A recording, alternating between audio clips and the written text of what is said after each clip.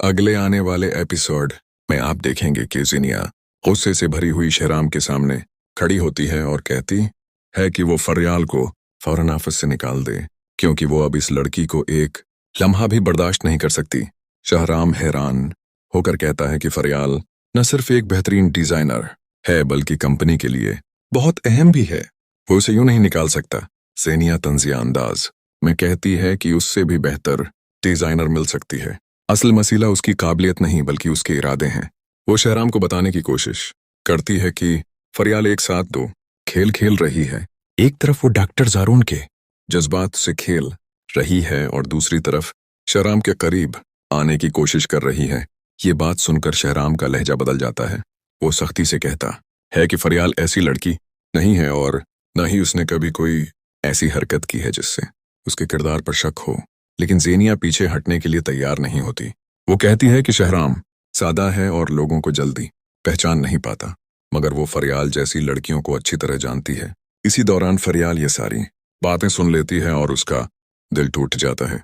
वो खामोशी रामाहत के अगले सीन मैं आप देखने जा रहे हैं कि सीरत बेगम सख्त लहजे में ज़ारून से कहती है कि अब उसकी शादी सिर्फ फरियाल से ही होगी। वो महक से मिलना छोड़ दे, क्योंकि महक के वापस आने के बाद उसका रवैया मकमल बदल चुका है। सीरत बेगम की आंखों में एक माँ का खौफ साफ नजर आता है। वो नहीं चाहती कि इस बार फरियाल का दिल टूटे या घर में दोबारा कोई तूफान आए। ये बात सुनते ही डॉक्टर ज़ारून का जब्त टूट जाता है। वो गुस्से में आकर कहता है कि एक माँ होकर आपने अपने ही बेटे की जिंदगी बर्बाद कर दी। आपने हमेशा अपने फैसले मुझ पर मुसल्लत किए।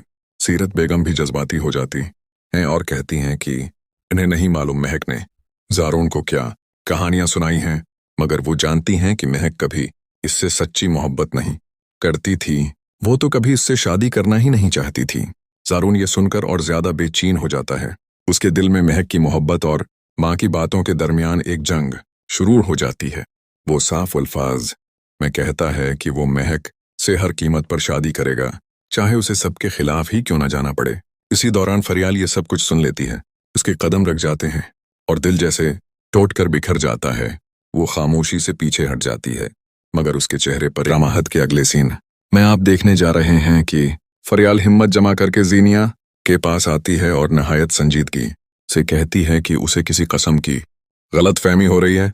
उसका शहराम से कोई जाती ताल्लुक नहीं, वो सिर्फ इस आफस में एक मुलाजमा के तौर पर काम करती है। ज़ेनिया उसकी बात सुनकर तंजिया मुस्कुराहट के साथ कहती है कि वो फरियाल जैसी लड़कियों की हर चाल को अच्छी तरह समझती है। वो मासूम बनने की कोशिश कर रही है, मगर हकीकत कुछ और है। ये सुनकर फरियाल का सब्र जवाब दे जाता है।